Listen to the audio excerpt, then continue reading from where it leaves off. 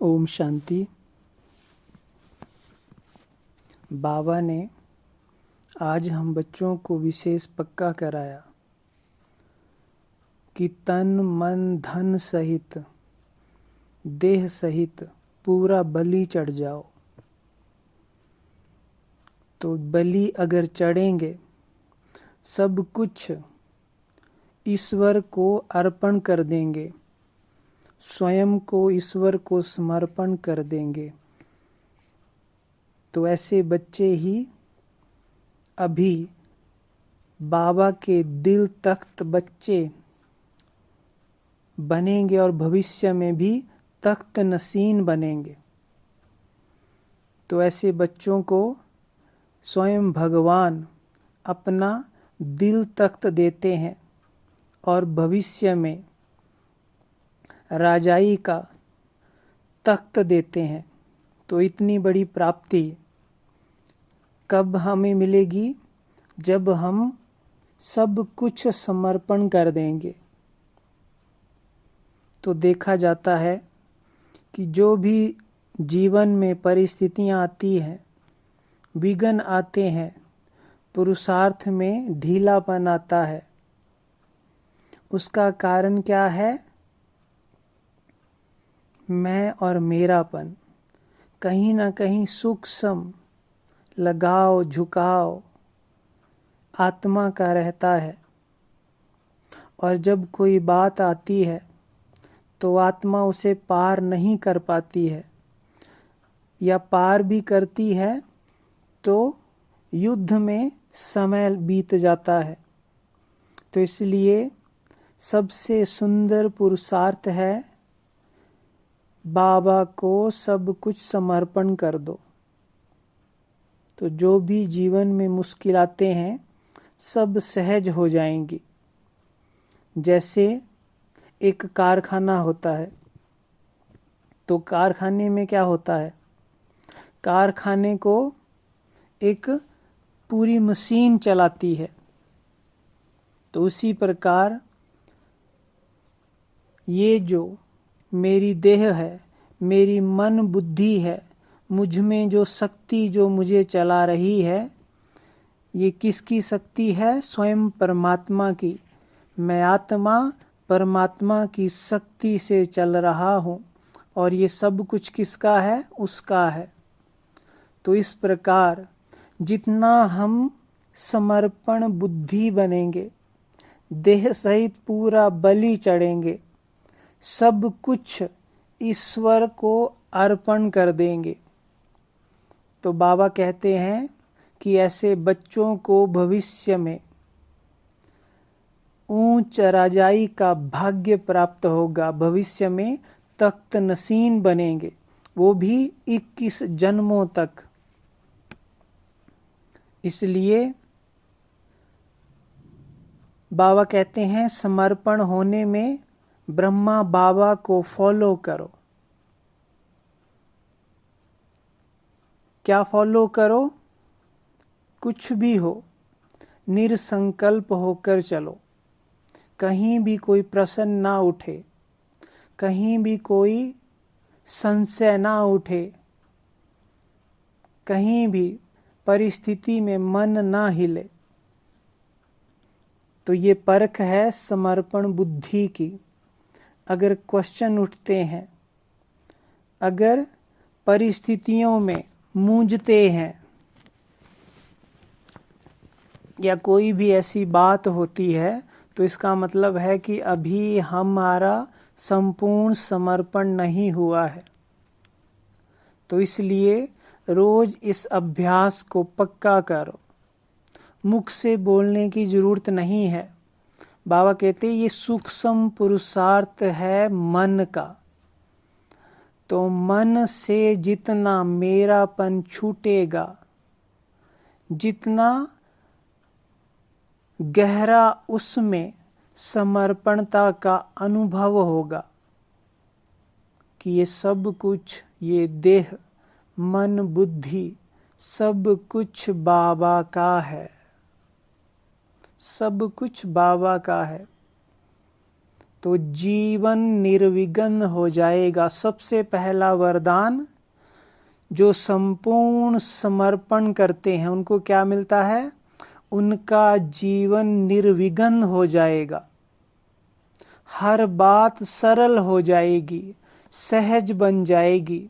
और जो पुरुषार्थ की बातें हैं, जो हमें बहुत टफ लगती हैं, जिन पर चलना हमें थोड़ा सा टफ लगता है, वो सब कुछ बाबा कहते सरल हो जाएगा, सारी मुश्किलें समाप्त हो जाएंगी इस एक पुरुषार्थ से कि सब कुछ समर्पण कर दो, संपूर्ण बलि चढ़ जाओ, कहीं भी मैं और मेरापन ना रहे। बाबा जैसे चलाए वैसे चलते चलो, बाबा जैसे रखे वैसे रहो, और खुशी से हर समय का, हर सेकंड का आनंद लो। कोई क्वेश्चन नहीं, बस बाबा ये सब कुछ तेरा, जो भी इस जीवन में है सब कुछ बाबा का। तो ऐसे सब कुछ सौंप लो। तो पहला वरदान क्या प्राप्त होगा? जीवन निर्विघ्न हो जाएगा।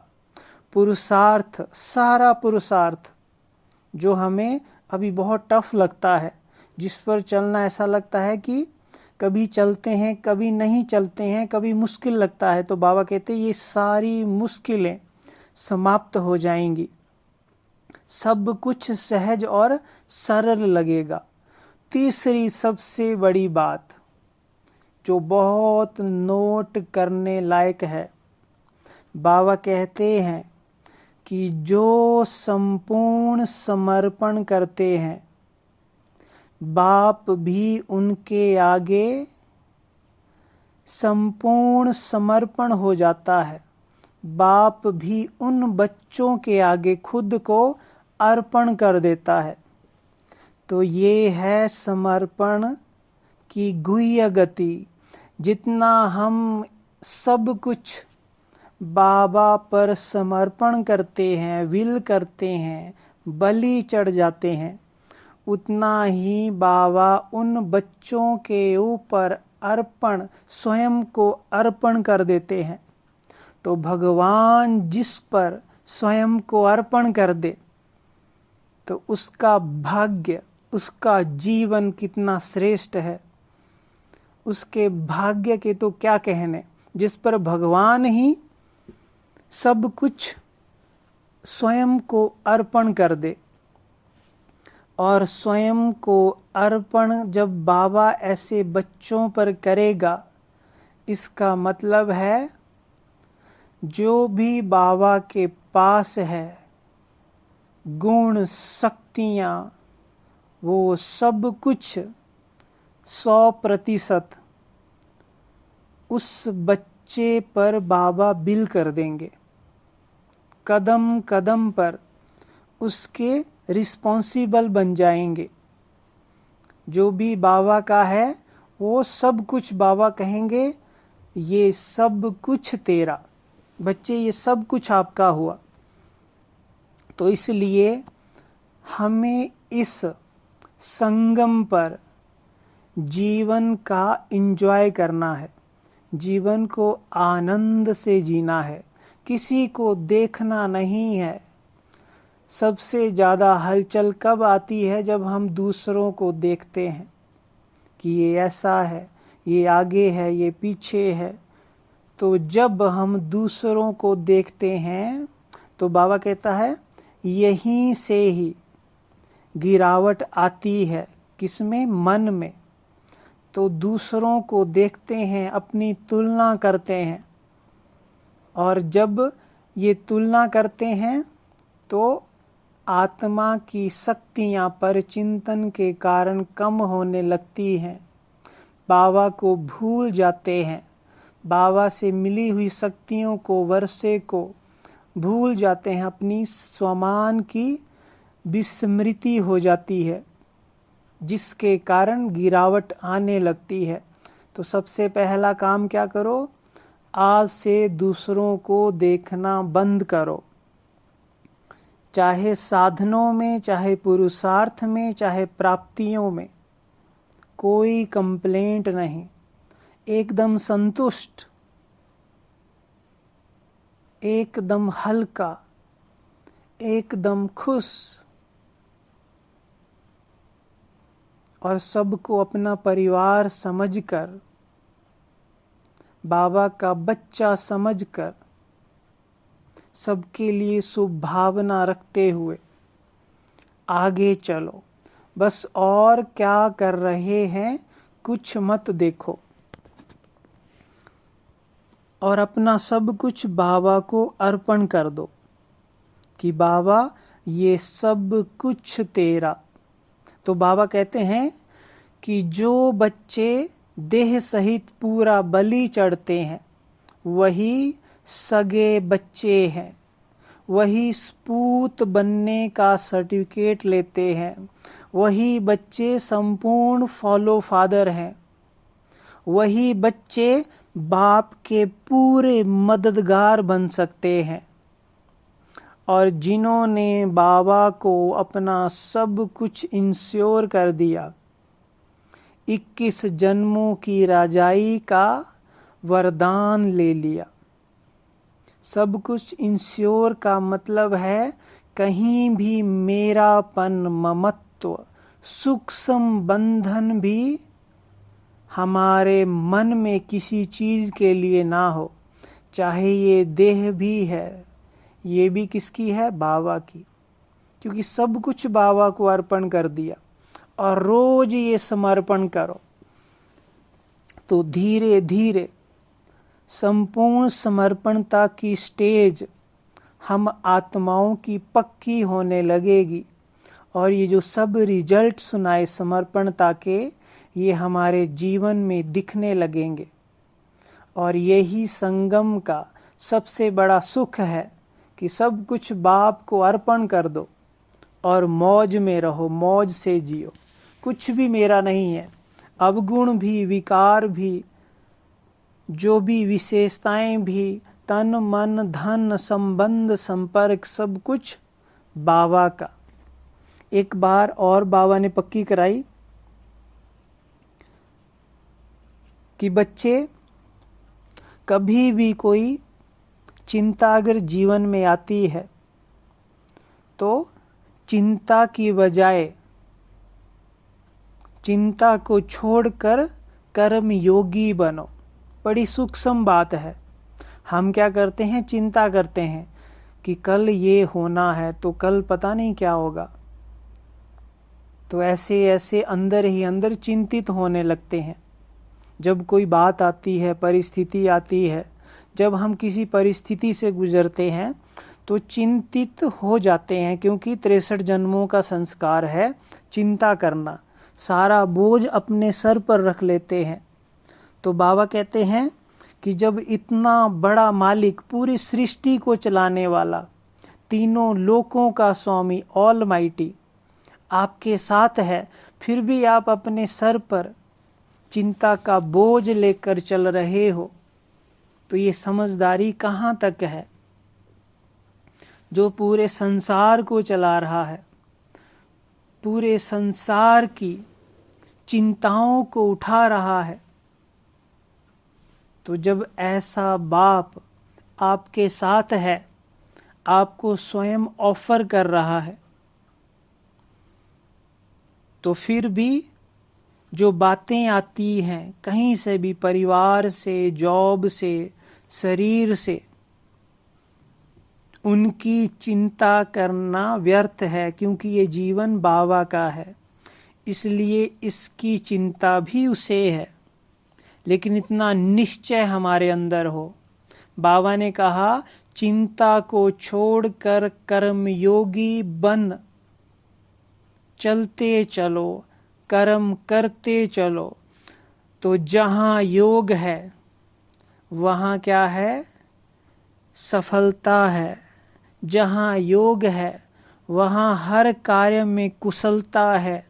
जहाँ योग है वहाँ कदम कदम पर हम खुशी का बीज बो रहे हैं, अविनाशी कमाई आत्मा में भर रहे हैं। और बाबा ने कहा जैसा बीज होगा वैसा ही उसका फल प्राप्त होगा। अब ये आपके ऊपर है कि आज से हमें कोई भी कर्म चिंतित होकर करना है या कर्म योगी बनकर सब कुछ बाबा को सौंप कर कर्म योगी बनकर लाइट रहना है। लाइट, तो लाइट स्थिति में भी कर्म करेंगे तो उसका फल कैसा होगा? खुशी देने वाला। याद से आत्मा को शक्ति मिलती है, खुशी मिलती है। तो जब कर्म करते, कर्म योगी बनकर हम कोई भी कार्य करेंगे तो क्या होगा? खुशी का बीज उस कर्म में पड़ता जाएगा, शक्ति का बीज उस कर्म में पड़ता जाएगा और उसका रिजल्ट भी और ही कई गुना खुशियाँ हमारे जीवन में, हमारे परिवार में, हमारे संबंध संपर्क में लाएगा। तो ये बड़ी गुह्य बात है। जो भी हम जीवन में कर्म करते हैं उससे हमें खुश होकर करना है, चाहे कैसा भी कर्म है। तो उससे जो भी धन आएगा, जो भी उसका रिजल्ट होगा, वो भी हमारे जीवन में, परिवार में खुशियाँ देगा। और अगर चिंता की गठड़ी लेकर कोई भी कर्म करेंगे तो वो परिवार में, जीवन में चिंता लाएगा और चिंता के साथ रोग भी लाएगा, असफलता भी लाएगा। तो आज से ये डिसाइड कर लो कि हमें कैसे कर्म करना है, कैसे हर कदम पर चलना है। क्योंकि आत्मा जब तक जीवित रहती है, जब तक शरीर में है, जब तक शरीर जीवित है, आत्मा शरीर में है, तब तक कर्म तो करना ही पड़ता है। कर्म के बिना कोई रह नहीं सकता। इसलिए बाबा कहते कर्म योगी बनकर कर्म करो तो कुशलता, सफलता, खुशी, शक्ति, इतना श्रेष्ठ बीज आपके जीवन में, उसके रिजल्ट में आपको मिलेगा। और इस समय संसार में सब कुछ है लेकिन सच्ची खुशी नहीं है। सबके पास साधन है लेकिन साधनों से खुशी नहीं आती है। ऐसा होता तो जिसके पास बहुत पैसा है, बहुत साधन है, वो सबसे खुश होता, लेकिन ऐसा नहीं है। तो इसलिए सबसे महत्वपूर्ण है खुशी, और खुशी के लिए कर्म योगी बनते जाओ। हर कर्म में कर्म योगी बनकर कार्य करो, योग युक्त बनकर कार्य करो, खुश होकर हर कार्य करो। तो जैसा बीज वैसा ही फल निकलेगा। ओम शांति।